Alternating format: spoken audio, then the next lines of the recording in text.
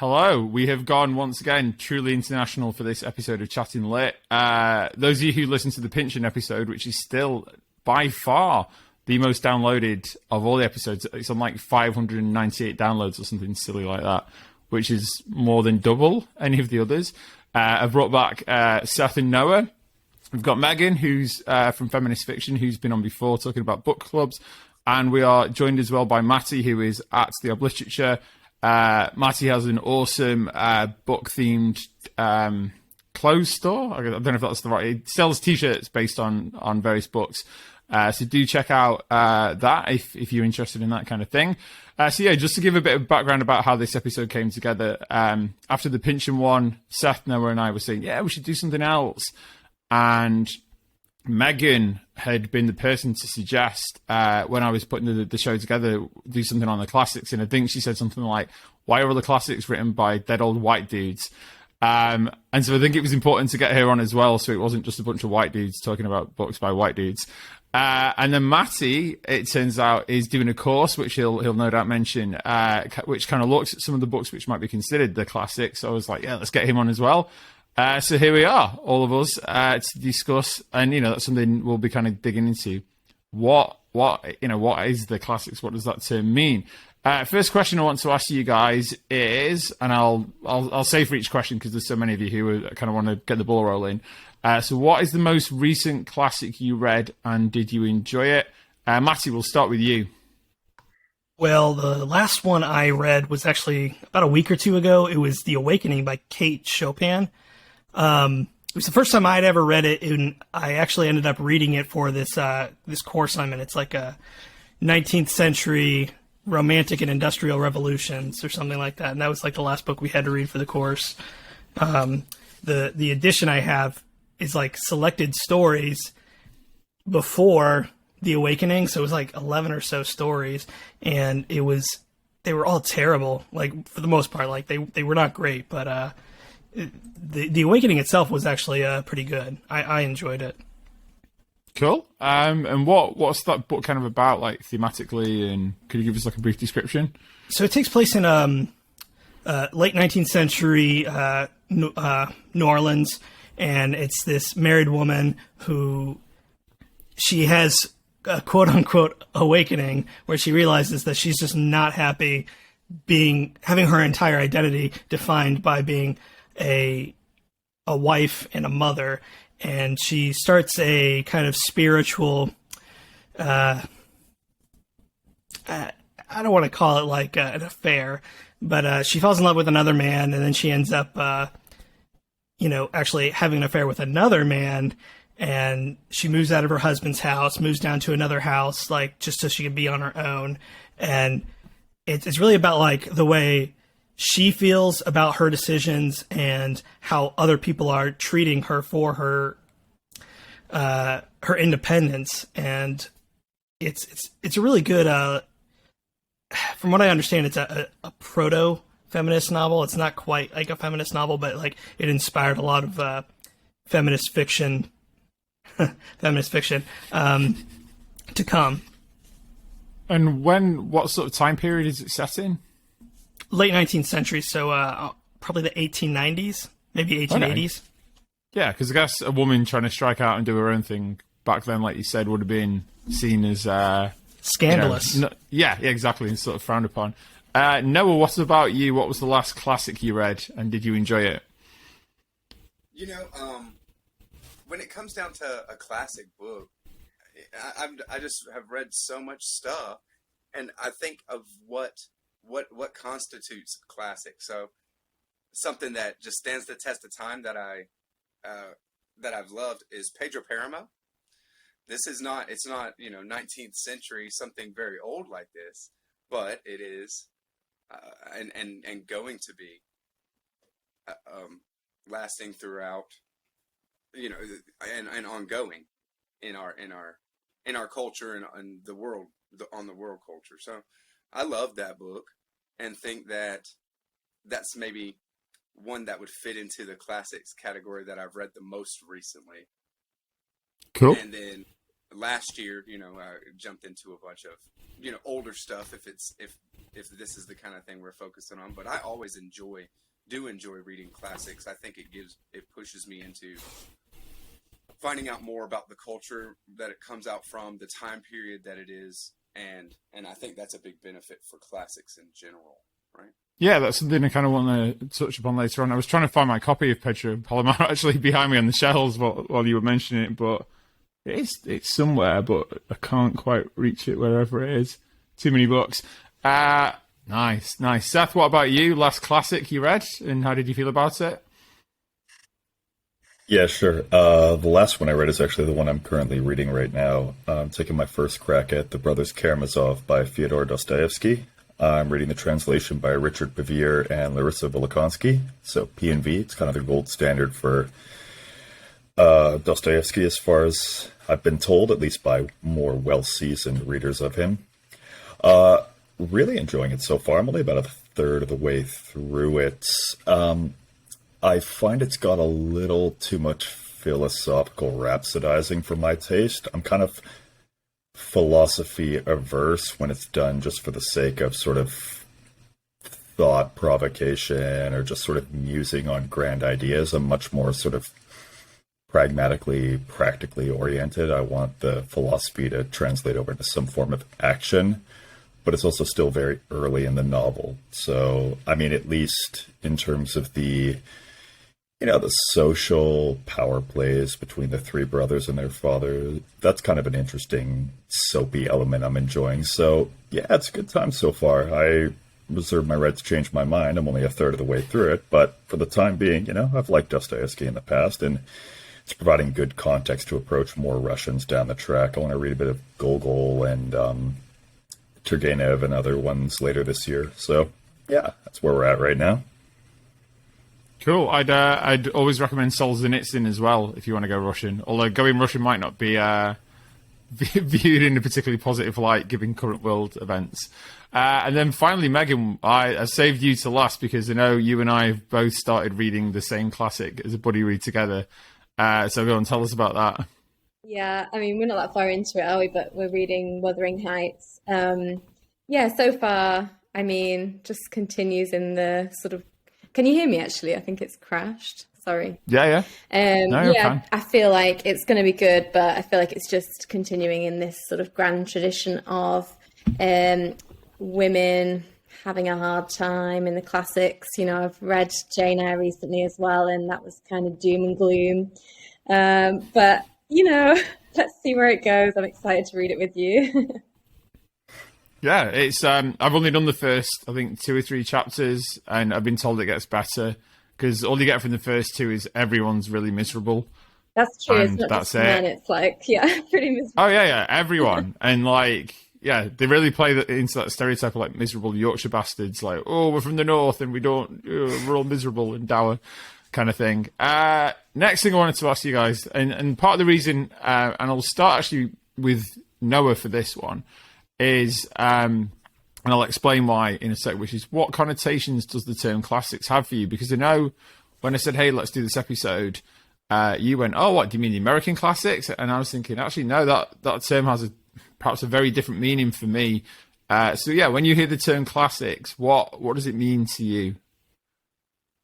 To me, it means something that's going to stand the test of time, and something that draws on more than just a well-written story and good storytelling. It takes all that as well, a good author and well-written and a powerful story, but also something that will illustrate a culture or a time period. I was thinking about, just in thinking about talking about the classics, reading Anna Karenina, right? And this kind of thing where the story is, a kind of story that you might have heard. It's very dramatic, very soap opera kind of dramatic, and it's great, a great book. But what really sticks with me and draws me into that specifically, but classics in general, is a illustration of a time and a place that is no longer like that at all. Cultural shifts, things like that, and it allows somebody outside of that culture or even hundred years later or more to to experience that. Yeah, that sounds like a good sort of definition, I guess. Megan, what about you, since you were the person who inspired this whole episode and get together? Yeah, I'd say like I completely agree with Noah, but also I suppose my understanding of the word classics is quite different. Because for me, when I hear the word classics, I hear like old dead white guys, like you mentioned before, and also old dead white guys that wrote women from their perspective. So, you know, I actually sat down and kind of made a note today of all of the like cloth-bound classics. I know that's not the only grouping of classics, but in that group, you know, how many are written by white dudes, and it's like 48, and then 14 of them are white women. So it's just, for me, my understanding of classics is like a very non-diverse group of books that somebody a long time ago decided were like the standard texts. And personally, you know, I would love to append that and talk more. I think people should be talking more about what constitutes a classic, and not necessarily getting rid of these, but adding a lot more to what we call classics, I guess. Okay, I mean it's something actually I thought about, and I mean I'll kind of talk about my kind of ideas of classics in a sec. But I think one of the issues with the term, well, with, you know, saying why are they all written by like sort of rich white dudes, is because they were the only people to get an education years ago, weren't they? They were the only ones who got schooled. Women didn't really get an education. Poor people, you know, you don't get poor men writing classics in the same way, you know, as much as you don't get wealthy women, because of, well, certainly in the UK, you know, the only reason we've got Samuel Pepys' diary to tell us about, you know, the Great Fire of London is he was an educated guy, whereas like the average peasant, you know, toiling in the mud, never heard from them. So I do think that kind of, when people say about diversifying it, I think you can go to other countries, but you just end up with, you know, depending on how far back you go, you just get the elite men of those countries perhaps writing the classics. Matty, what about you? What do you? I mean, especially considering you're doing this course, what does the term classics mean to you? So I'm on this course of study. My degree is called a Master of Arts in Humanities, and what it essentially is, it wasn't my first pick, but it's a means to an end. But the degree itself is pretty much tracing the Western canon all the way back from the works of Homer all the way up until the about early 20th century. So a lot of the courses I take are just like these books about, or the Western canon books. That's what it follows. So like when I think of of classics, I tend to like just, it's synonymous to me with the canon. And, you know, a lot of the curriculum I interact with is totally just based in the Western canon, either based on what Harold Bloom wrote about or the great books that Mortimer Adler wrote about in his great books. I don't know if you guys have heard of it in England, but in America, there was this kind of course of study, this philosophy of, you know, teaching great books from the Western canon. So like there's like liberal arts colleges all throughout the United States where that's their curriculum, is they go through the great books of the Western canon. And so that's typically what I think of when I think of classics. And sometimes that, you know, my idea of classics, because of the canon thing, some of them are as recent as like, you know, books that dropped in like the 1980s or the 1990s. But honestly, to my mind, like, you know, after thinking about it for a very long time and being in this master's program for it, like, and having to really think about great books and the canon, to me, it's very subjective stuff. And when we get later, you know, down the road, when we start talking about diversifying the canon, maybe I have more to say about that. Okay, I think Megan will be interested in hearing what your thoughts are on that. Finally, Seth, what about you? Because, you know, you're someone who, from what I've seen of your reading, tends to, I know you're reading Dostoevsky at the moment, tends to read newer stuff, sort of the past, you know, I was going to say 2 centuries. It makes it sound like we're really far into this one. We're not. But what does the term classics mean to you? Yeah. Look, I guess the first thing you got to do is kind of separate out the prescriptive definition from the sort of acquired definition as people use it today. And because I think the term the classics is often used interchangeably with the canon, I guess specifically within the scope of this conversation, we're talking the Western canon here. But my understanding is they're actually two separate areas of study. When you look at something like the true classics, my understanding is that's ancient societies, so Greek, Latin, Roman literature and art. So when I think about it in that original framework, that immediately draws to mind, Homer, Cicero, Virgil, Aristotle, myth and antiquity. Those are the kind of bellwethers of that classics in my head. But I think within the scope of our discussion today, we're talking more about the Western canon. So the thing that immediately springs to mind is assigned reading, if you will. The crushing boredom of human days nodding off in English class. That's kind of just my sense memories of it, though. When I think about sort of my own personal definition and relationship to the classics now, there's really only one key piece of criteria that comes to mind. Longevity is a small part of it, but not a necessity. I only think the necessary component, or the only necessary component of canonical status, is really just a work's relative influence on other works. So you kind of map how much did one individual piece of work influence what followed it. You could call it a chain of influence, but that sort of implies one-to-one linearity, so that might not be the right metaphor here. Maybe a web would be a better choice.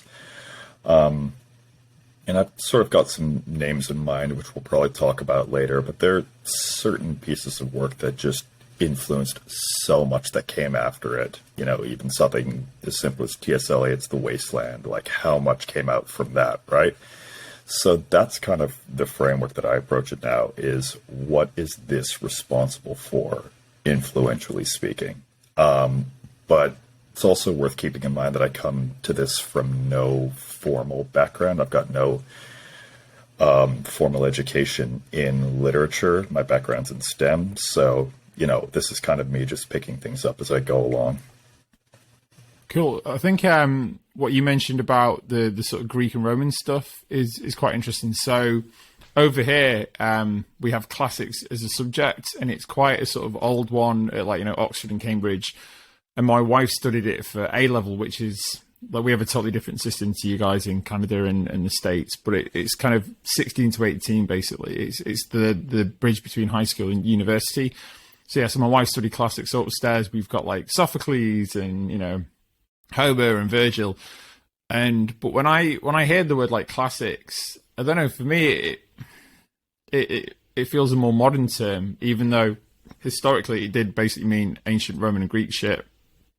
And then has maybe come to mean things like, I don't know, Shakespeare and then Dickens and stuff like that. So, I mean, the term itself, I think, is quite fluid in terms of, there's the original meaning of it, and classics in a very academic sense in this country definitely means like going way back to like antiquity, but it's used now, isn't it, for books that are just, influential and good. When, again, we'll kind of get onto that, who decides if they're good or not, or a classic.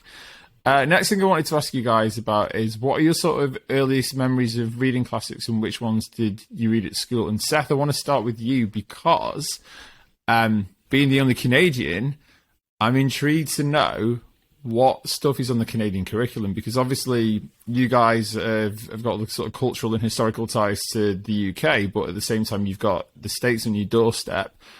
And I admit, other than Atwood, I'm pretty ignorant of Canadian authors.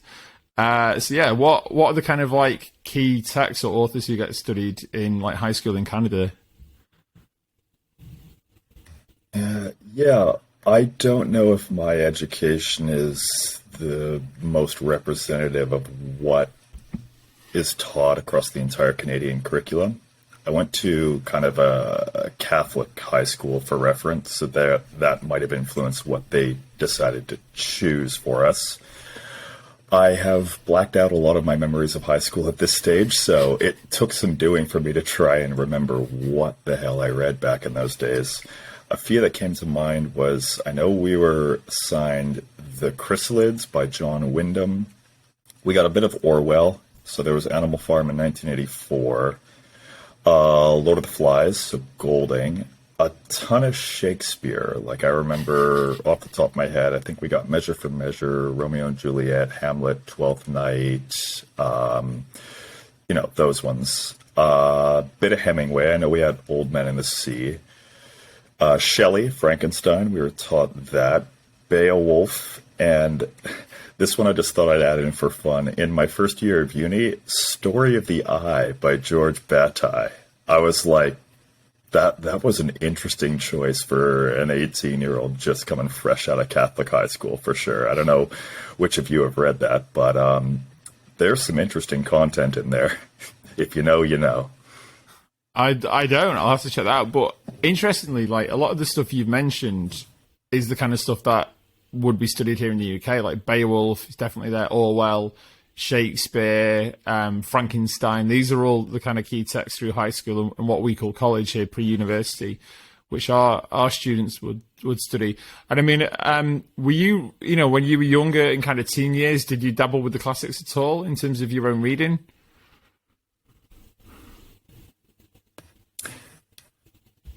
Might need you to skip me for a moment. I'm having a little bit of audio trouble on my end. No Shelve worries, that one no for a worries. minute here. Okay, Noah, how about you? What are your sort of earliest memories of reading classics, and what kind of stuff did you study in high school? So in high school is when a kind of a drive and wanting to, or seeing how much my reading is lacking as far as what's out there, and being opened up to literature by a great teacher. I read in the classroom all the normal staples and things. But what really inspired me and made me say, okay, I want more is Dante, reading Dante's Divine Comedy. And then after high school, I just decided I would go for a period of time. I'm not very hard on myself, but just go for a period of time reading whatever I could get my hands on classics wise. And I defined that, at that point of classics as anything that is from a time not modern, not modernly written, and has had an impact, and that people has had an influence. So read things like Catcher in the Rye, and just random, whatever I could get my hands on, and not really discriminating at all, just going for it. It did kind of shock me in a way, because when it comes down to it, the subject matter in classics can be just as diverse and just as pushing boundaries and things like this as any modern work or any work that may not be considered a classic.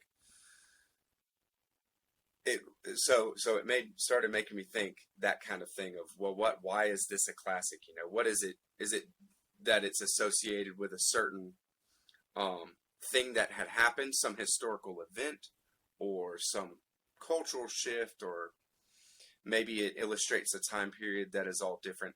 And I still think that kind of thing is what draws me to it. Things like reading Virginia Woolf. Virginia Woolf gives you a wonderful sense of what it might be like to live in that pre-World War I, World War I, after World War I, maybe time. You know what I mean? And I have, that you'd have no context for. So. Okay, Megan, what about you?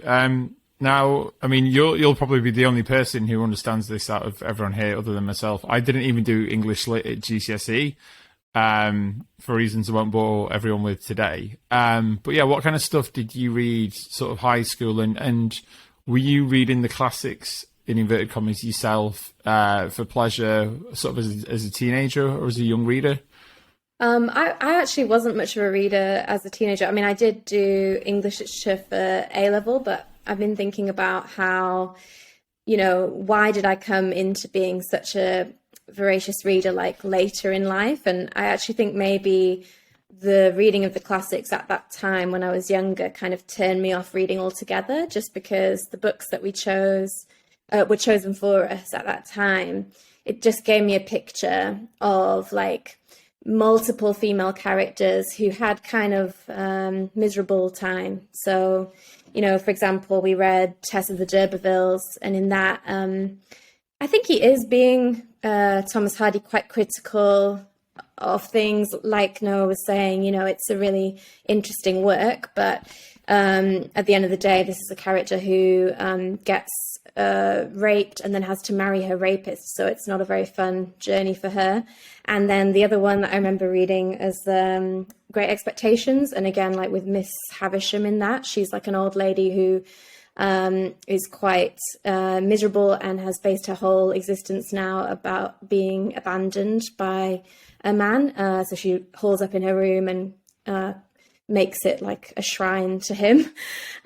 So just one after another, it just felt to me that literature wasn't a place for me, because this was a place where women's fate was determined by men, and I didn't see any women who were like me, who had agency. So I only discovered those kinds of books later in life. And I guess my understanding of the classics, as you can tell, is a bit tainted by that. Just out of interest, I mean, you know, we're reading Wuthering Heights at the moment. Have you read any sort of like Jane Austen novels or anything like that?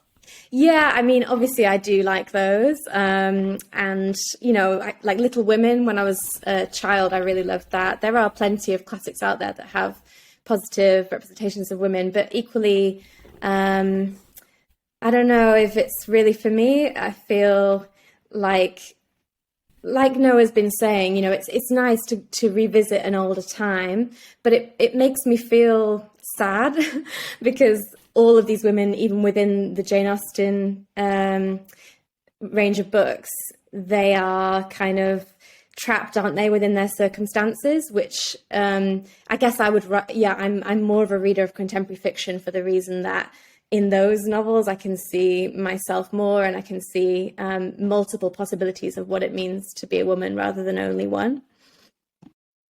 Yeah, I think you're right. They definitely do reflect.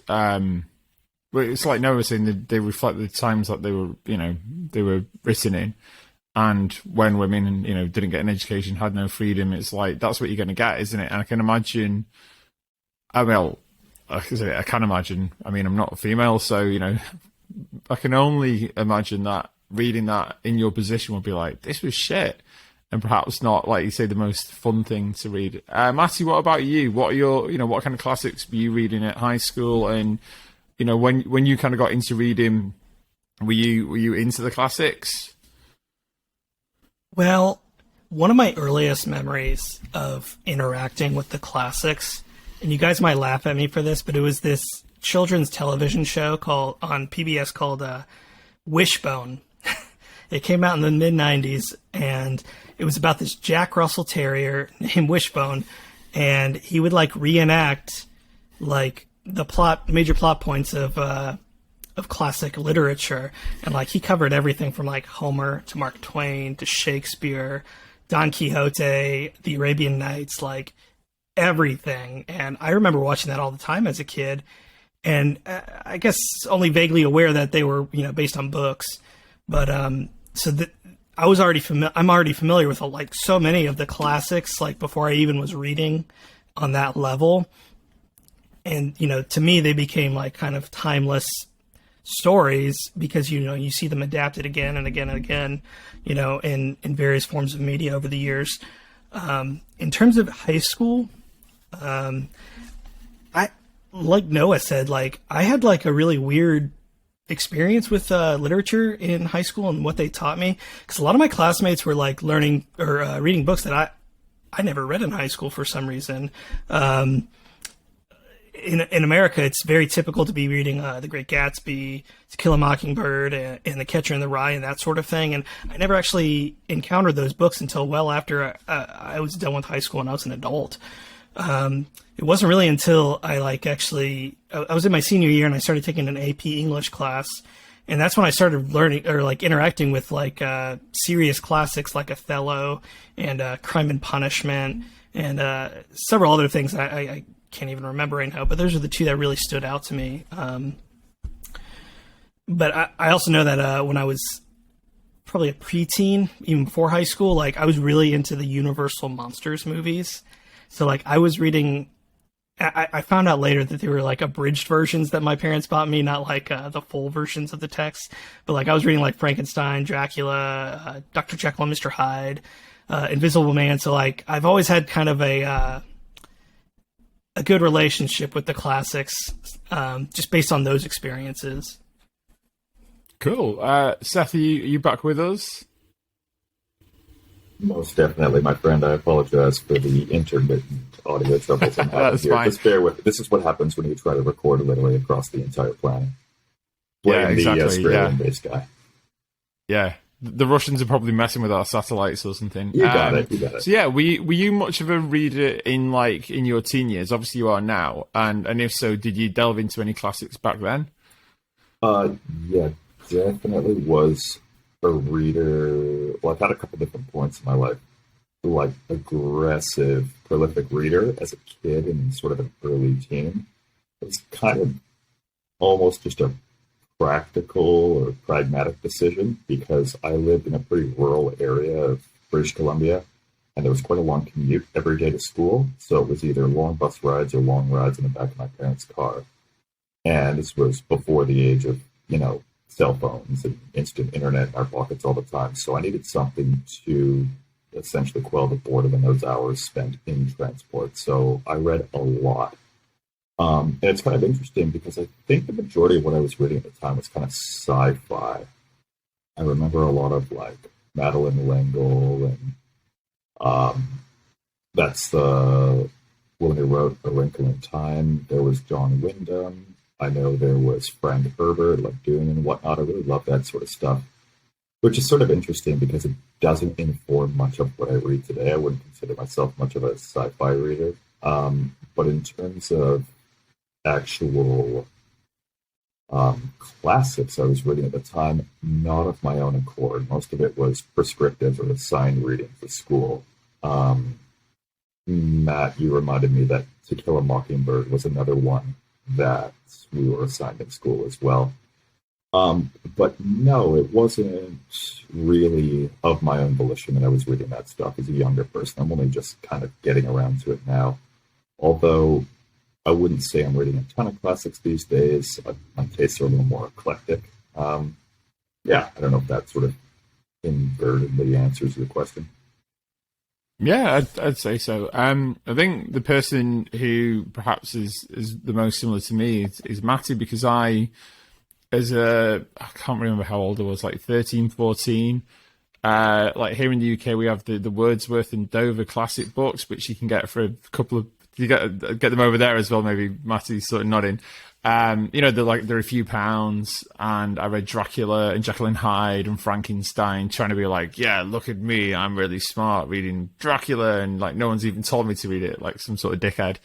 I remember reading the Silmarillion as well in high school. Like, who the fuck reads that?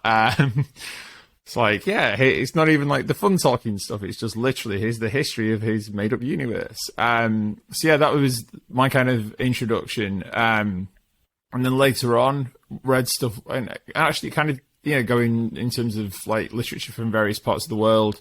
In my 20s, read stuff like Machiavelli, The Prince, Sun Tzu, The Art of War, Voltaire by Candide, and what the hell, Marcus Aurelius Meditations, and was just like, these are books that are meant to be important to read and stuff like that, and kind of got into those.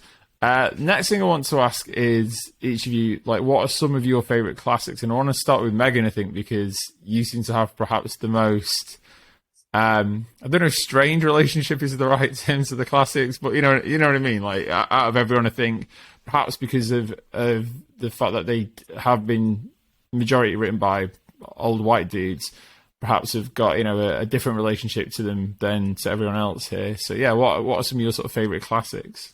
Yeah, I'm going to be a bit less negative this time, because yeah, I do like some classics, and I mostly like them when it's men writing about what they know. So men writing about men, and so some of my favorites would be like 1984, fantastic. Even Animal Farm as well, but also Lord of the Flies is probably, I know it's a simple one, but I think it's a brilliant book, and I've really enjoyed the recent adaptation of that to the show Yellow Jackets, which is like, it's the same plot but with all women, so equally good if you fancy watching something new. But yeah, I guess action-packed ones with guys in seem to be something that I enjoy. Cool. I mean, you said before about having read the Austen books and stuff like that. Did you enjoy them because they had they were written by female authors and had more female characters in, or was it a case of kind of, as you were hinting at, it was still like, oh shit, it's still the patriarchy and all this kind of stuff going on? I think it's just, for me, I mean, I like those novels, the Austen novels, but it just seems to me, when we're talking about the Western canon of classics, you either get romantic novels from a female perspective where the women care about their romantic attachments, and in that sense, those are good books. But there's no book in what I would consider to be the Western classic canon, whatever we're talking about, which features women who are forefront of the action and who do more with their lives than just be a romantic object for somebody else. So I guess that's what I'm trying to get at, really. Yeah, I can imagine that's still that is one of the issues of literature from that time is the sort of the notion that women, it was like you get married and you pop out babies, and that was kind of the main thing for female characters. I mean, I've not read Pride and Prejudice, but isn't it still like you need to get married off and that kind of thing? From my understanding of it. Yeah. Seth, how about you? Can I say one last thing? I did think of of an exception to the rule I've just created, which is Far from the Madding Crowd. I really like that because in that book, Bathsheba is very much the master of her own fate, and I like that. I'll see if my wife's got that, because, yeah, I don't know. I'm going to have a look on the shelves later on. So, Seth, what about you? I mean, you said you're fairly new to the classics. Let's expand the definition to some of the sort of more modern stuff that might be considered classics. We know you're a fan of Pinchon and stuff like that. So is there any sort of classics, either old school or more modern, that are kind of favourites of yours? I guess it sort of feeds into the question of recent books that we think will be classics in the future, but don't necessarily have that canonical status yet, or ones that maybe don't have quite the recognition they deserve. I picked that word recognition very specifically because I'm going to suggest the recognitions by William Gaddis, pun intended, of course. Look, from where I'm sitting, I think that at least postmodernism, as it's conventionally understood in literature, can be kind of directly traced back to this book. Gaddis was sort of bridging a gap between modernism and the movements that followed. He takes modernist ideas like the existence of absolute truth, but then applies them in these deeply cynical and ironic ways, saying that pastiche, fabrication, and inauthenticity are the strongest universalities in the world, right? At least in the world of art. And it's just sort of an interesting butting of heads between sweeping magisterial modernism truths against a complete refutation of them, making it sort of modern and postmodern all at once. And how do you square that circle? Well, that's for the academics to decide. But, like I said, longevity is something that is often informs whether or not something will have canonical status, but isn't necessarily a requirement of it. But if we are going to look at something that's had some legs to it and an enormous amount of influence, Kafka would probably be the first one I look at. I mean, he alone is at least partly a credit for the works of, Borges, Sartre, Camus, Gabriel Garcia Marquez. He's a big one that I've really enjoyed. And honestly, one of my all-time favorite novels that would probably have canonical status at this stage would be Frankenstein, Mary Shelley. Those are just a couple that kind of come to mind off the top of my head. Yeah, Frankenstein, like I said, it's I don't know about over in the States, but over here it's like required reading at high school. Often heralded as the first sci-fi novel and written by a woman as well, and there's all sorts of various reasons why I think it's sort of heralded as a classic. Matty, what about you? What are some? I mean, especially you're like deep in the trenches of the classics for this course you're on. So, what are some of your favourites? I'm keeping my list limited to pre-20th century works because there's just so many within the 20th century that I'm really just enamored with. But so it would just be too many to name. But I would say pre-20th century Moby Dick, Don Quixote, Voltaire's Candide, Heart of Darkness, and The Brothers Karamazov are probably my 5 top classics from the pre-20th century. I mean, I read so many classics, and like honestly, I typically enjoy most of them. There's value I can glean from almost every single one I read, and I find, at least to some extent, there's always at least elements or bits and pieces of a work that like I can just appreciate, even if I'm not super crazy about the work. So I'm hard pressed to find a classic that I'm like, oh, this is totally worthless. This was a waste of my time.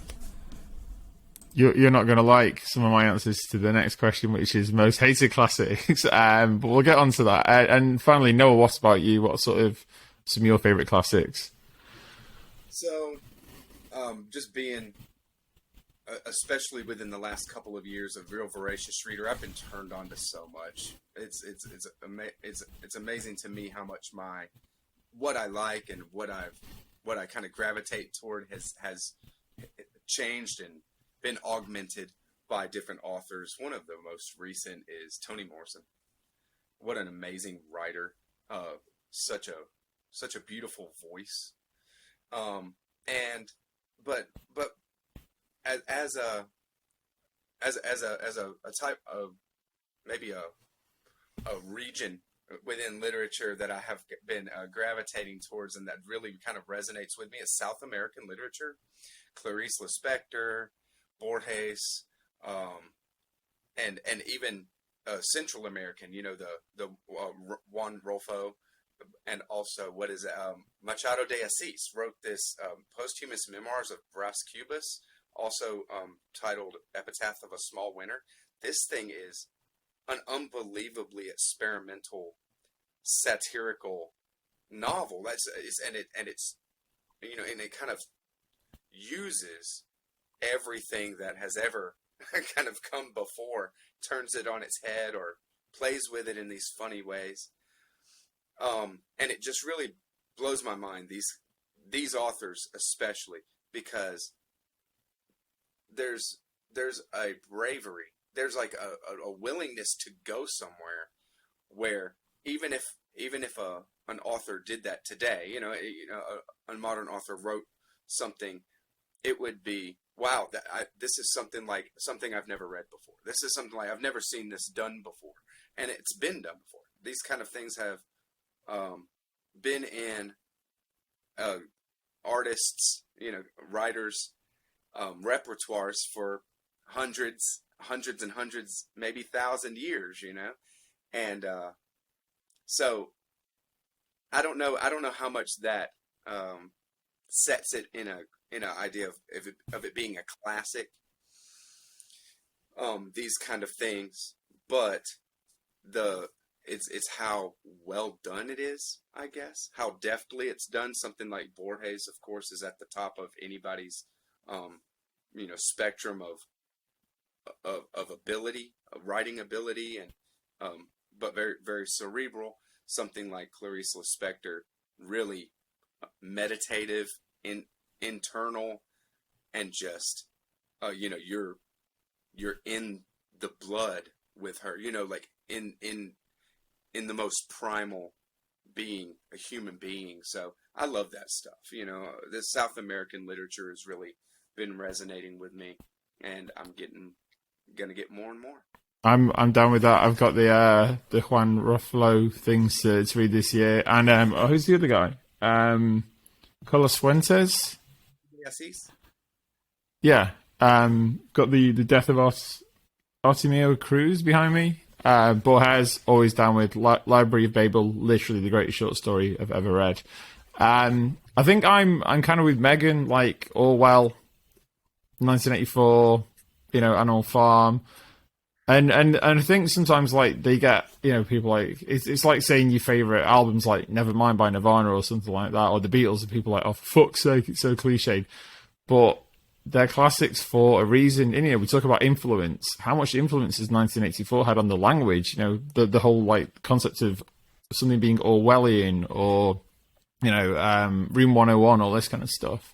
It comes from that. I'd also say actually, because, speaking about American classics, I was a big fan of The Grapes of Wrath and East of Eden by Steinbeck. Over here at high school, kids get told to read Of Mice and Men. And often kids spoil what happens at the back. They just write so-and-so dies on the front page. So when other kids open it, it's ruined for them immediately because, kids are cruel. But yeah, I think they're kind of some of my favourites. And the sort of more modern stuff like I was going to say Catcher in the Rye. That's going to be on the other list. Catch-22 is one that I really enjoy. And is one that, to go from what Seth was saying about Dostoevsky. I know a few people who found it tough going at the beginning, but really liked it by the end. And it's one of those books I always think you should persevere with. And actually, the other one, Things Fall Apart. I don't know if any of you have read it. Found that really boring at first, and was just like, it's really over descriptive and and then by the end went, oh, this guy's like literally telling about his culture that got wiped out by colonialism. And he's like literally trying to record all of it. And then you go, fuck, that's why it's so good, because it's like a record of everything that was lost. So yeah, I think that's a book which I'd always recommend people read and make sure they see through to the end. Now, the next question is, are there any classics that you dislike or hate? And Matty, I want to start with you, because you were saying, I find value in all of them, but are there any that you go, even if you find some merit in, you go, this is totally overrated, like I don't get why it has classic status? I'm not sure there's anything. It's really hard for me to ever say like that a book is like totally worthless. Like I typically just find value in anything I read, even if it's like absolute garbage, or other people consider it absolute garbage. I try not to think of books in terms of liking or disliking so much as I find I prefer to use the terms preferable and not preferable. But if I had to answer, I'd probably go with like some of the, I don't even know if this is the right term for it, the nonfiction classics like Aristotle, Poetics. Not really that interesting to me. Plato's The Republic, again, not that interesting. The Prince by Machiavelli, I can understand their value and why they would be considered quote unquote classics, but at the same time, they're not very interesting to me. Okay, I thought you were going to be completely diplomatic and be like, I don't want to say anything bad about anything, but you got there in the end. Noah, what about you?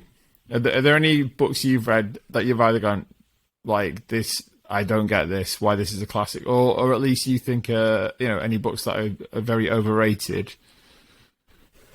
There's definitely books that I've read that I don't resonate with, and I thought that maybe were overrated and, not executed very well, things like this, but not classics. Not something that's part of, kind of a cultural thing or a, the canon or something like that, I would say.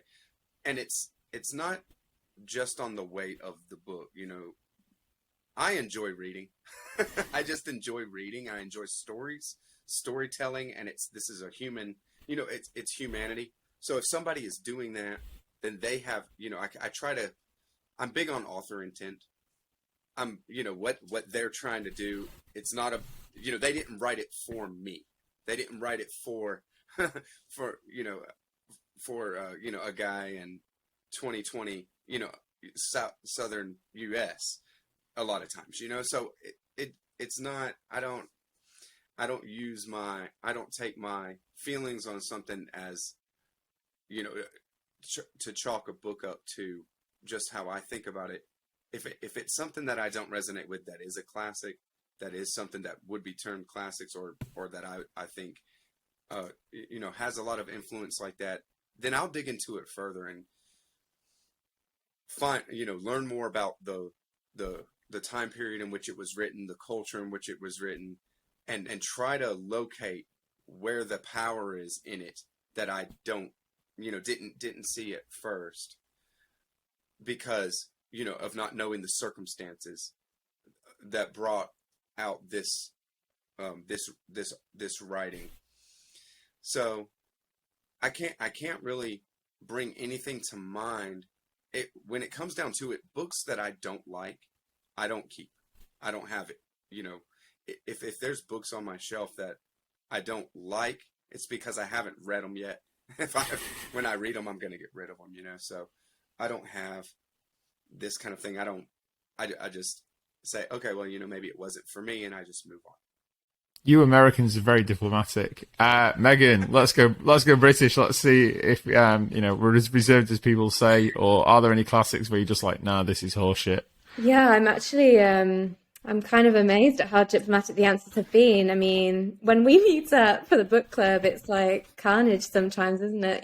People just either love it or they hate it. And I get what you're saying, though. There's always value to every book, and yeah, I completely understand that. And what I'm about to say, I know that the book I'm about to talk about is a very valuable book in some respects. So the book that I really, really hate is To Kill a Mockingbird. I appreciate that for a lot of people, this was like their introduction into the concept of racism. And so I appreciate there's some value there in what the author was trying to do. So I agree with Matty and Noah, that's important. However, I feel that book does not take that concept far enough and makes so many mistakes when it comes to talking about racism. For example, Atticus Finch is presented as like a very intense white savior character. And at the end of the novel, it's all wrapped up in a neat little bow. All of the trauma that's happened in the middle of the novel is put to one side because the white savior has saved the day. And also the book has been taken, a lot of Black scholars have called it into question because of its use of like racial slurs and all sorts of reasons why. But even as a teenager, when I read this book at school, I felt uncomfortable. And at that time, I didn't know why. But now having read about all the reasons why, yes, this is not quite the right book. And I have huge problems with that book. Sorry. I've not read it yet, so it's one that I keep meaning to get around to. Seth, what about you? You were kind of like pumping the air when Megan was talking about To Kill a Mockingbird. Oh, I love a hot take. That's all. It's great when we get someone who's willing to stick their neck out there. I actually have a question for you, Megan. Have you read the follow-up Go Set a Watchman? Because effectively, and I think there's a statute of limitations when it comes to spoilers, so spoiler alert, whatever. Harper Lee, my understanding is she basically retcons Atticus, and it turns out he was actually racist the entire time, but was willing to put aside his prejudices in favor of practicing good law, for lack of a better word. Have you read it? And if so, has that informed or kind of backdated what you thought about To Kill a Mockingbird retroactively? No, I haven't. I missed some of what you were saying there. So are you recommending that I do read the follow-up? Not necessarily recommending it. It's just more interesting because, like I said, Harper Lee essentially retcons Atticus, and he was racist the entire time, but was willing to set aside his prejudices, right? So I think that's just sort of an interesting framework to reapproach the novel in. Okay, I'm but I willing guess to to admit answer your defeat. question, That does sound interesting. Oh, no. It's not. It's not me saying you're incorrect. I'd just more be curious if that would change your perspective at all. But anyway, no, I don't think it would. I mean, I haven't read it, but I don't think that would change my perspective, because I just feel I would rather read something about racism from a black person's point of view. And this is one of my biggest issues with a lot of the classics, you know? Like white dudes writing women. Have you been on the subreddit Men Writing Women? Because if not, I highly recommend it. That sounds like something I'll definitely truly good content on there. Yeah, yes, absolutely. Megan was posting like dating like app messages from men to like girls we know, well, women we know from the feminist fiction group on her Instagram stories yesterday, and I was just like, guys, come on, you can do better than this. So yeah, Seth, back to you. What are there any classics you read that you've not particularly enjoyed? Mate, there's no love lost between me and Shakespeare, but at the same time, I sort of fall into that diplomatic category of, despite not enjoying something, I can still appreciate it. Like, here's my hot take, and it's not literature, it's music. I don't enjoy the Beatles, but I realize that they deserve every ounce of credit that they've gotten. And they're an incredible band, and their influence and everything that followed is extremely valuable in the world of music. And that's kind of the same way that I view any classics that I haven't enjoyed. But really, I haven't read enough of them to find any that I'm like, no, definitely not for me. Aside from Shakespeare, but it's more just, I like theater, but that style of theater just doesn't really work for me. But yeah, I kind of fall on that spectrum of, look, even if I don't enjoy it, I can still appreciate it, you know? You guys are too nice. I'm going to take down 5 classics now. Megan's Here like, go for it. 2 which Matty mentioned. Moby Dick. Sorry, dude. I think I went into it like everyone goes, it's this massive tale of like the quest for revenge, and that's about 4 pages in it, and the rest it's a great big fucking whaling manual, which is what that book should be like. That should be like the subtitle of it. I don't care about securing a whale carcass to a boat, or what kind of harpoon you use to kill a whale, or how you cut up a whale carcass. I'm like, get to the revenge bit. It's like, I don't know if any of you guys have read Lord of the Rings.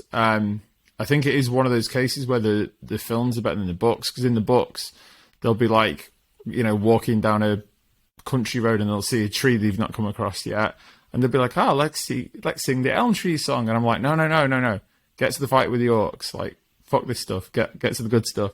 Catcher in the Rye. Now, I think though, and this, I could appreciate it, I think, had I read it as an angsty teenager, but I read it as a 28-year-old who was teaching angsty teenagers and was just like, you guys just need a slapping just to pull it together, basically. Like, come on, right? Life isn't as bad. Megan's like, yeah, you know, like, get over yourselves. Heart of Darkness. Yeah, I don't know. It's like the whole who's really civilized and who's uncivilized and all this kind of stuff. I just found it boring.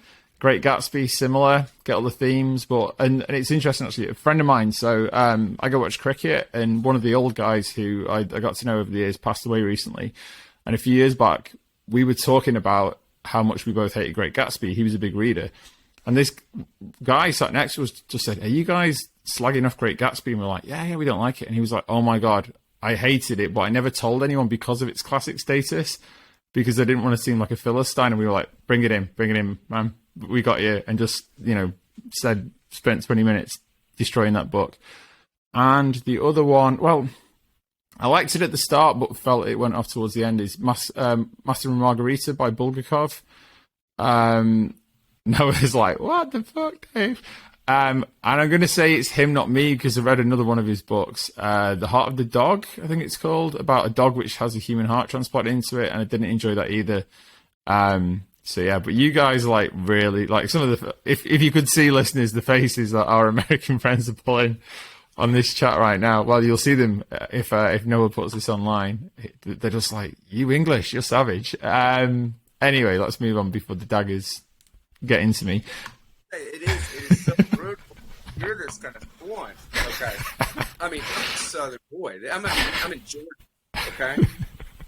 To Kill a Mockingbird is a freaking amazing piece of literature, and honestly, Atticus Finch doesn't save the day at all. He loses. He's no savior. He loses, and the point of that, it is said explicitly in the book, is he says it, or Harper Lee has him say it, of course, is that being brave is knowing that you're whipped before you begin, and you begin anyways. So it's about standing up for what's right, even though you know that you know you're not gonna change anything, but it's trying. And there, you know, to nail even an idea of doing that, we would never make the world a better place if you don't do stuff like that. If you don't have the courage to try. So, don't read the sequel line based on what Seth said, because he wasn't trying to be brave. He was just trying to be a good lawyer. I already had heard that. I actually have Ghost of the Watchmen on the shelf, but I haven't read it. But, you know, it's not gonna, you know, I don't have some big, love for To Kill a Mockingbird over anything else, but it is a great work. You know, I tend to not bring a lot of myself. I try not to bring myself to a piece of literature. I let the author and I let the time period in which it was I try to go there, not bring myself to it. So there's a big difference there. And Master and Margarita is freaking amazing. I mean, it's pitch black dark, and it's, it's totally, over the top, overblown, farcical stuff. But he's saying things that he couldn't say explicitly. Oh yeah. I get that. I found it, like, I enjoyed it at the start. I know there's like the steam coming out of his ears now. But just by the end of it, it was just kind of lost and went, kind of thing. It was like the opposite of things fall apart. I was going to ask sort of how was the idea of the classics influence your reading? I want to maybe come on to that a bit later on. But do you think, we've mentioned sort of this idea of diversifying the classics or the canon. Do you think there's still any merit in the notion of something like the classics or the Western canon? Maybe start with you, Matty, on this one, because obviously you're kind of studying it at the moment. Well, the idea of the Western canon itself is something I find problematic in that it's extremely exclusive. And this is something we've talked about, and you talked about a little bit earlier. It excludes so much of the world's nations and peoples. And, those are entire human populations whose unique and distinct human experiences are being overlooked because they aren't part of the Western culture. And there is a reason for that, like you said, it was mainly people who were literate, who were writing for most of history. And most of those people were, white, cishet males, another problem with the Western canon or the idea of the classics is there's a lot of exclusion from within. And, the severe dearth of non-wealthy, non-white, non-male, non-heterosexual, non-Christian voices is... It kind of doesn't serve a purpose anymore, in my opinion. If you're to define the canon or classics as works that have exerted the most influence on subsequent works of art and literature and culture, I mean, you would have to exclude all of those, marginalized voices that didn't have the influence that the majority white or cishet male works did. And it's probably served its purpose in the past, but, as Western nations become more multicultural, I think it's absolutely worth it, if not necessary, to redefine what important literature is, or what the Western, or maybe not, just forget the word Western, or what the canon is, what classics are. You can call it canon or classics or something new, but I think it's important for scholars and readers to be diving deeper into history and finding older works of merit from non-white, non-male, non-cishet, etc. peoples that, and, celebrate those sorts of works in our contemporaries, that have been historically overlooked. I know Harold Bloom famously bemoaned this kind of thing in a lot of his writing, and he called it, I think, the school of resentment, which I suppose that's the 90s academic way of griping about wokeism. And, while, him and his ilk were undoubtedly brilliant, well-read people, I think they really limited themselves by refusing to break outside of the borders of, their own ideas and biases. Personally, I think, the classics and the canon should be redefined to,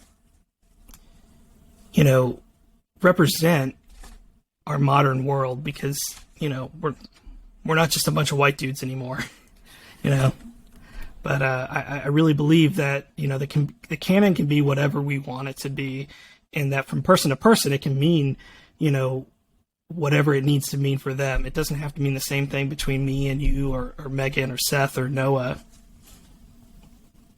Do you think, though, that in terms... Sorry, go on, Noah. What were you going to say? That it doesn't mean the same thing for any of us. Yeah. Exactly. Just in the community. I mean, one thing, though, and I kind of touched on it earlier, is do you think then we need to bring newer books in? Because, we were saying, we're not going to uncover a 16th century classic by, a peasant because they didn't read or write. You know what I mean? We're not going to have some working class woman's tale of woes, or, stories of people who... maybe who were slaves who were illiterate and stuff like this. We're not going to get those stories because those people didn't write. They weren't educated, you know what I mean? They didn't, unless they passed down their stories orally and they were eventually written down, they're kind of lost in the midst of time. So do you think then, Matty, that we need to kind of bring newer books then from sort of, a more diverse range of people into this idea of the classics? Because, like I said, we're not going to get here's 17th century working class life told by a peasant, because that's just not going to happen. Well, I mean, new works, I think, have been brought into the canon before, or books that have been, released and then forgotten for years. I know, what is it? I actually, if I'm remembering correctly, The Great Gatsby was forgotten. Like, it came out, it was a hit for like a little bit, and then it was kind of forgotten for a few decades, and then people rediscovered it. Same thing with Moby Dick, actually. The Awakening was another one of those. And I'm not saying that, we're going to go back and find, any working class, thing from the 13th century. But I think there are things that can be found in history that, might have been overlooked before, from, maybe women or, African Americans or, others, that have been, marginalized historically. Obviously, the further you go back, it's going to be less of that because of, the societal constraints. In terms of bringing, different things in from different cultures, like, honestly, like, I think scrapping the Western idea out of the canon is super important. We need to stop thinking about things in terms of Western or Eastern or global South, global North. We need to be thinking about, for lack of a better term, Earth literature. Why aren't we talking about, the Chinese classics? Because there's a lot of them. The Eastern canon is very rich. And I mean, I've only scratched the surface of that in my own reading.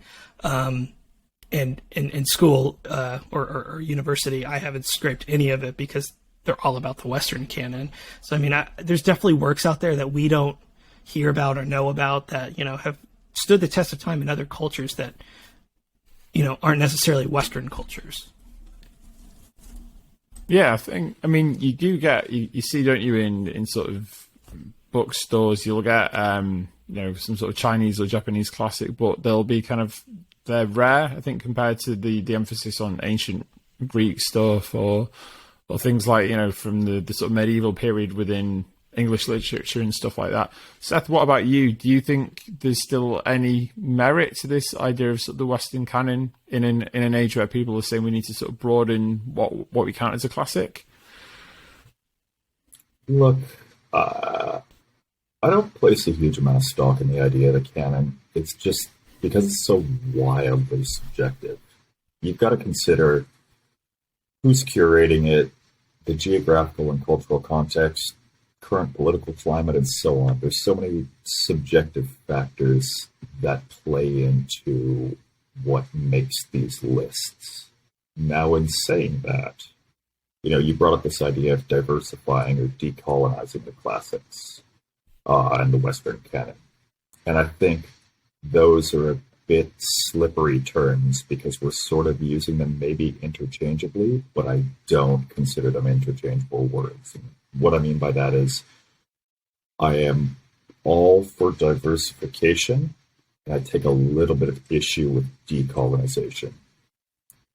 This is actually kind of an issue back home right now. So in my city, Victoria, British Columbia, there's one of the biggest museums in Canada, the Royal British Columbia Museum, has just removed their kind of centerpiece exhibit, which is the colonial Old Town recreation of Victoria, BC. And it was in an effort to decolonize the museum. They got rid of it, essentially. So if I bring that forward into literature, the way I see it, if we're going to discount or remove or erase works of art created by colonizing figures or people within a colonial context, we're going to lose an incredible amount of work produced in the West in the past several hundred years because we have a very long history of a very long colonial history and not a very long progressive history. And that's across all mediums of study. Here's an example. I think I'm probably among safe company if I were to say that fascism and Nazism are hysterical and antiquated political ideologies. Yeah? We don't like Nazis? Good. Okay, perfect. Okay. And so then what we can do, if we say that we don't like Nazis and we want to remove that, then we have just removed the entire output of Richard Wagner. And if we commit Wagnerian erasure, then we also need to consider how to approach the works that he directly influenced. So let's just look at a few books that draw direct influence from Wagner. Proust, In Search of Lost Time, Joyce's Ulysses, Thomas Mann's The Magic Mountain, W.E.B. Du Bois' The Souls of Black Folk, T.S. Eliot's The Wasteland, and so on. Without Wagner, who's a pretty horrific person, these books would not exist, at least in their current form. So I suppose the point I guess I'm trying to make is discounting or erasing works of broad influential reach limit our ability to examine fiction in a lineage and could potentially hinder its development moving forward. I do agree we should contextualize it, though. I'm getting very kind of extra textual here, but even Looney Tunes did this really well a little while back. There's some horrifically racist stuff in early Looney Tunes cartoons. So now, if you watch some of the stuff that they've put out, they put a disclaimer in front of the cartoons, and it says something to the effect of, the cartoons you're about to see are products of their time. They depict some of the ethnic and racial prejudices that were commonplace in American society. They were wrong then, they're wrong now, and they're being presented in their current form because to do so otherwise would be the same as claiming these prejudices never existed. And I thought that's kind of a nice way of contextualizing what it was for the time. But to jump off of what Maddie said, absolutely, we need to diversify it. The varieties of human experience, geographically, culturally, historically, just reveal immediately how limiting the Western quote-unquote canon is. And I am a big advocate of that. I encourage that wholeheartedly, but not at the expense of, I guess, erasure of works that are problematic or come from a colonial context. Got a little bit off topic there, but I hope that kind of makes sense.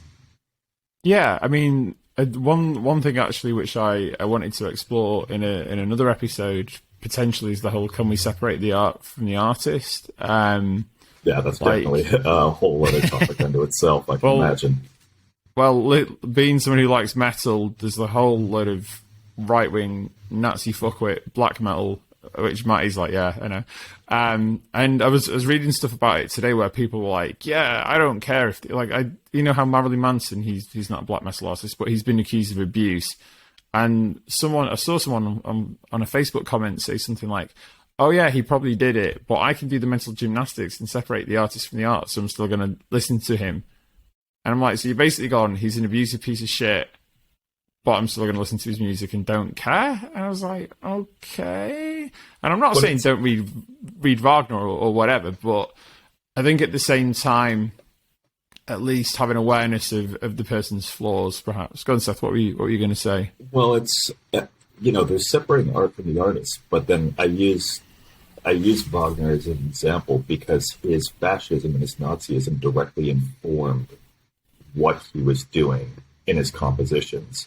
So it's not just, it's not as simple as someone like, I hate to bring Wallace into it, but that was an abusive person in real life, but his work doesn't touch on, at least to what I've read, these ideas of abuse, whereas Wagner brought his fascism into his work directly.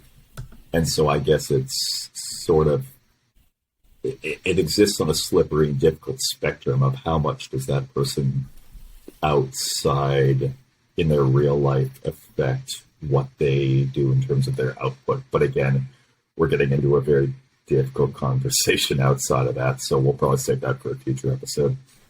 Definitely, that is one I want to explore. Megan, I mean, I think, we probably gathered that you're all for diversifying the Western canon, but do you, or the canon, do you think, though, that there's still some literary merit in the works that currently have this sort of classic status?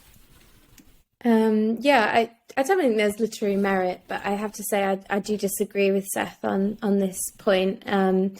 Just for me personally, I'm all for decolonizing the canon. I'm sure you're not surprised by that at this point. I think for me as well, coming back to an earlier point that you made, Seth, about how we might see the classics as, in definition, the books that we read at school. And I think it's important to think about who, the kids that are reading these books as their very first books, and that being the representation that they're seeing. As we're talking about giving children books which might turn them off literature forever because they don't see any of themselves in those books. And for me, that is really problematic. And I think I agree with Matty that we need to really just broaden our idea of what we think a classic is as a matter of urgency. And yeah, I would get rid of some what we term classics, because for me, I feel they're violent towards some people who might be reading them and seeing themselves in them and seeing that, I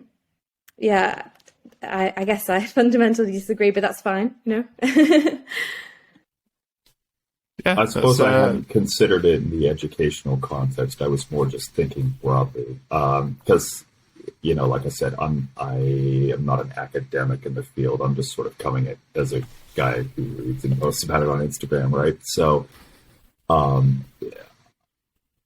I don't think I disagree with this idea of it being in schools or removing these works within the educational system. I just have to think a little more about what that might look like from an execution standpoint. Yeah. Okay, Noah, what about you? Where do you stand on this idea of you? And because you've been quite diplomatic, it sounds like you're someone who, like you said, you try and consider the author's intent, and even if you don't particularly like a work, similar to Matty, you'll kind of see the merit in it. So do you think there is some merit still in this idea of the sort of the Western canon or the old school classics? For sure. I think that there's value in it. When it comes down to it, I wouldn't, I don't think anything should be required reading.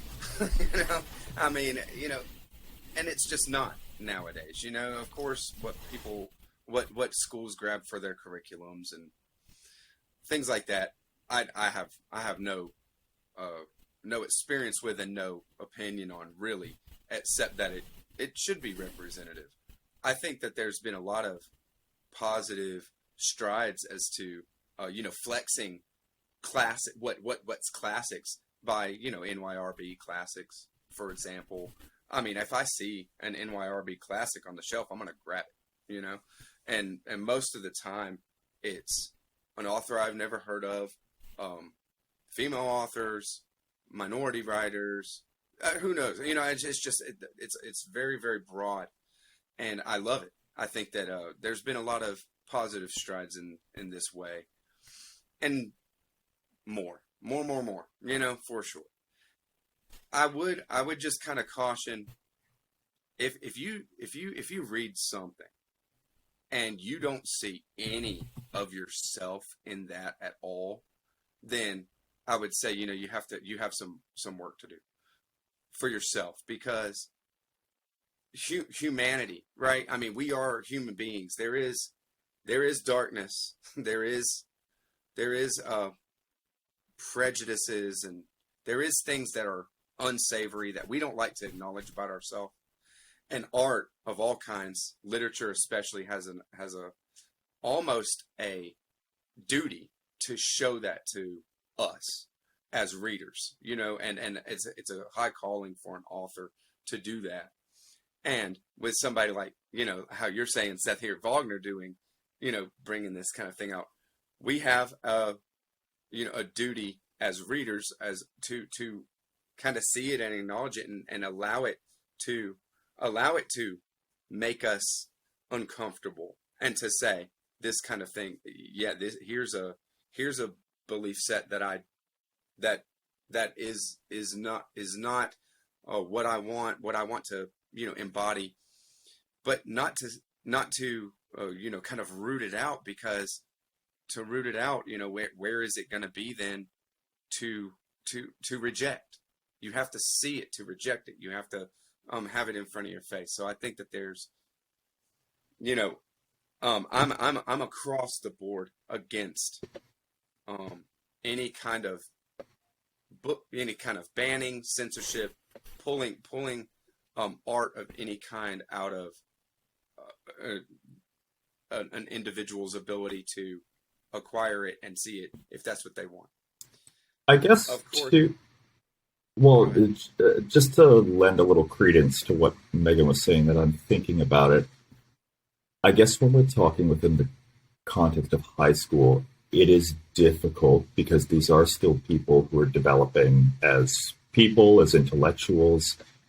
They may not have that level. If I think about myself back then, I wasn't particularly bright then, and I'm not particularly bright now, but the idea here is they may not lack the faculties at that age to contextualize it. So I guess it would be really important that if we are going to keep these books, to follow this idea of not performing any form of erasure and keeping these books in the curriculum, it would be essential to make sure there's the proper context to which it was provided.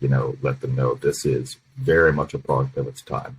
This does not reflect progressive ideologies that we hold today. We would teach this entirely for sort of historical merit, if anything. But again, it would take some time for me to figure out what the delivery of that would look like. I don't know, Megan, if you've got more thoughts on how to kind of apply that practically speaking, because I do agree with this idea that you'd have to be very careful with how you would deploy these works in schools. I don't know. What do you think? Yeah, I'm not saying let's get rid of all of these texts or anything like that. I'm no, of course not. Definitely for what Matty was saying before. I thought you put it really well, Matty, of just broadening the scope of what we're looking at. And so if you are a child who goes through the school system, throughout your years at school, you're going to get a broad range of works from a broad range of different authors. And just coming back to something you said earlier, Dave, about this oh, how can we find these texts that are not going to exist? I take issue with that, because I feel there's a lot of communities, like Indigenous communities, who've passed down stories verbally. And, you know, I think there's a lot to uncover from the past, as well as more earlier times, that we could be using to teach kids about not just other cultures to their own, but their own cultures. You know, I just think we're really failing them in terms of, well, for me personally, as a teacher, you know, I'm a white teacher in a classroom full of so many different cultures. And what I have to teach them, what I'm told to teach them, is all works by white authors from a certain place in history. And I just feel I'm failing them, to be honest. I mean, when I said about not being able to find those works, like I said, you know, certain stories like, you know, we talk about Indigenous people, those would have been passed on orally, so they can be recorded now. I meant more, you're not going to, like, some archaeologists aren't going to come across a book that was written by a 16th century peasant that's been sort of fossilized somewhere, or, you know, buried in a garden, because they were illiterate, if that makes sense. So I think what I'm saying is, if people are not actively looking for those works, then of course they're not going to find them. You know, I think just giving up on that idea and just accepting that, oh, they don't, you know, there's no way we can find those, to me is problematic, because I think we should all actively be trying a bit harder to make this a priority, because I do think we're failing. Yeah, I guess as a teacher, this is where it's all coming from, really.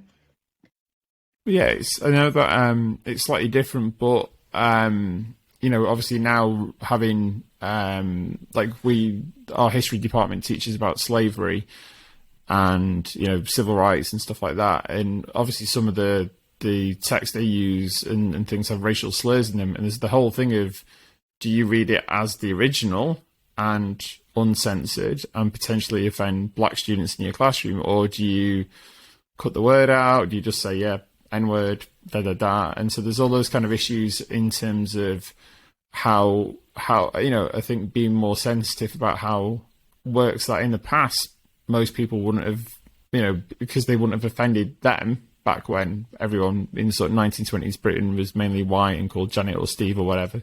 You know, that wasn't really an issue, but we're beyond that now in terms of society becoming more multicultural and stuff like that. Last thing I wanted to ask you guys about, because some of the other stuff we've kind of threaded through, I was going to ask things like, you know, does a book being considered a classic influence how you read it? I think we've kind of covered that. Last thing I wanted to ask then is, what's a book that you think should have classic status that doesn't, or a sort of recent book, fairly recent book that you've read that you think might gain classic status in the future? And we'll start with Seth on that one.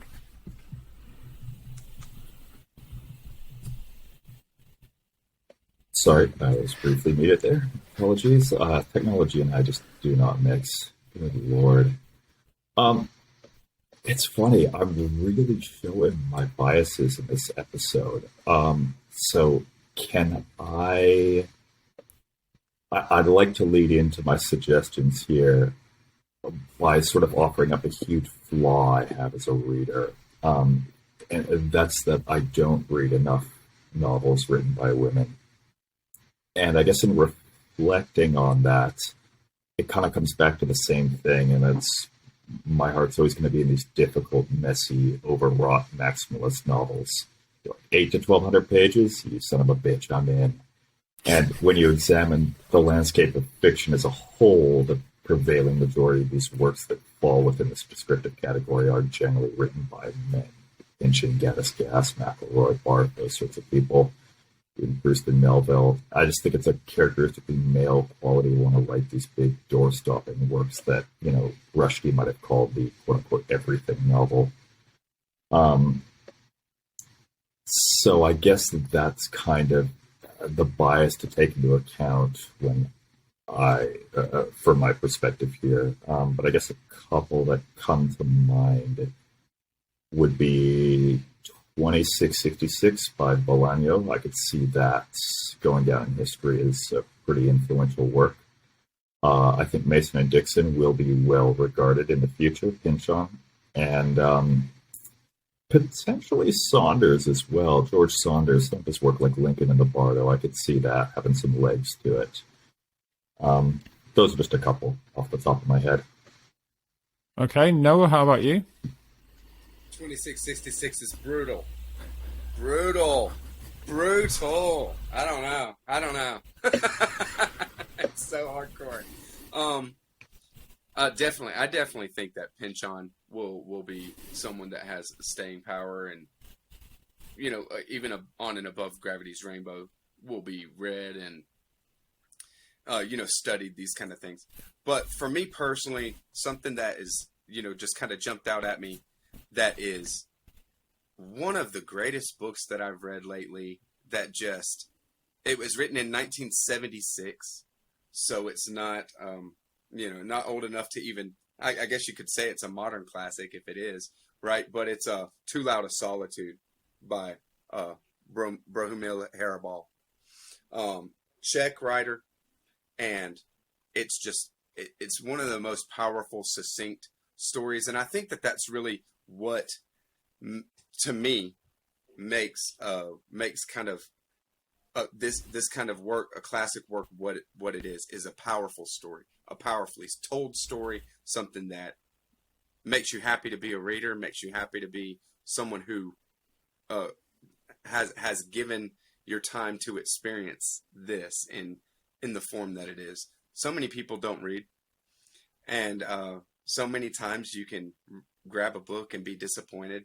So when you have something and come in contact with something that's like how Too Loud a Solitude is, you're just so happy that you're in the spot that you're in. So there's my there's my choice. Nice. I've never heard of that one, so I'll add it to the ever-growing list that never gets smaller. Megan, what about you? Yeah, I really like what you're saying about something that's powerful, and yeah, it's true. We're all here because we absolutely love to read. So I'm sorry if I've been super negative during this chat, but yeah, I have. I mean, to be honest, I'm a massive contemporary fiction reader, but I'll just name a few which maybe are slightly further back that could in the future be named as classics. Like someone said, Toni Morrison, Nella Larson, which is further back, Chimamanda Ngozi Adichie, like all of her books, I think will definitely be classics a long way down the line. And then The Colour Purple, Alice Walker. Yeah. Noah's just showing us Beloved by Toni Morrison on the screen if you can't see it. So yeah, those are some of my favourites. I was going to say though, I think The Colour Purple kind of has not old classic status, and people like Pynchon's been mentioned. I'd argue that they perhaps have modern classic status at least. I suppose when you posed the question and we were looking at it before we came on here, I framed this whole discussion on the basis of what is on the Penguin cloth-bound classics list and what isn't. So I came to this discussion in a different way from everyone else. For me, like, I love to collect those books, and it's a big thing for me. I'm not alone in thinking that we should add a lot more to those collections, not just the cloth-bound collection, but there are a lot of ranges of Penguin books which we're calling classics, and that's what I'm talking about, like adding, like, James Baldwin and people who, yes, you're right, like we are considering those as classic authors, classic books, but they're not actually called classics. They're not on the shelves of Waterstones being hailed as classics. I guess that's what I'm saying. Can I jump in for a second here? Yeah. Just the idea of diversification. I guess one thing to keep in mind is these progressive ideologies that we hold now are still fairly new. Literature is a form that's been around for hundreds and hundreds of years. And if we look at kind of the whole spectrum, the last 99% of it has been colonially influenced. So I guess it's just where we are. We're in a sort of awkward transitional point right now where we have a new set of values and ideals, but we haven't had them for long enough for it to really have major influencing legs on how we view literature as a whole now. I think think the dream you have of the diversified cloth-bound classics, Megan, I think that is going to be a reality. We're already seeing it in the Penguin Modern Classics. Baldwin's made it in there for sure. It's just giving it enough time for that to become the rule rather than the exception, I guess. And that kind of plays back into the idea of longevity as well as influence, which I mentioned at the top. Yeah, I think that kind of, when Matty was talking about people like Harold Bloom, I mean, I know he passed away a few years ago, but that kind of resistance to diversifying what we consider a classic, as that kind of older way of thinking is kind of not weeded out. It makes it sound like we're hunting down old, Yale professors and shooting them. But, it's kind of becoming less common, a mindset perhaps, that maybe we will see more and more diverse books as the cloth-bound classics when you walk into a bookshop. Matthew, what about you, Fanley? Is there any books that you think don't have classic status that perhaps deserve it, or anything you've read that you think might one day gain the classic kind of status? Well, if we're thinking about books that are going to have longevity, it's hard to say that right now. What is going to have longevity, and what is longevity? Is it 50 years? Is it 100? Is it 200? Who's to say?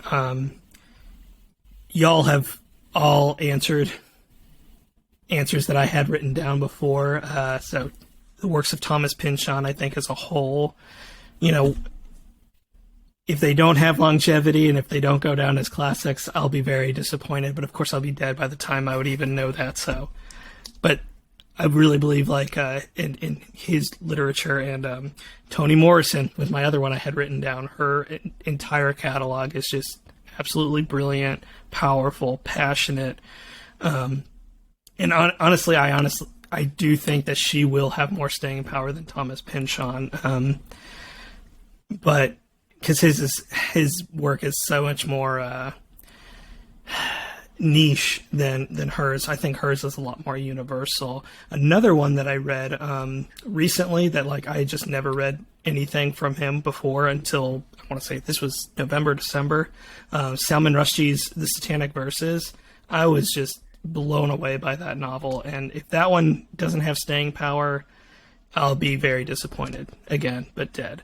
But a lot of people are like, well, that novel, if they're being dismissive of it, they'll say, well, that novel was really only popular or talked about because of what was it?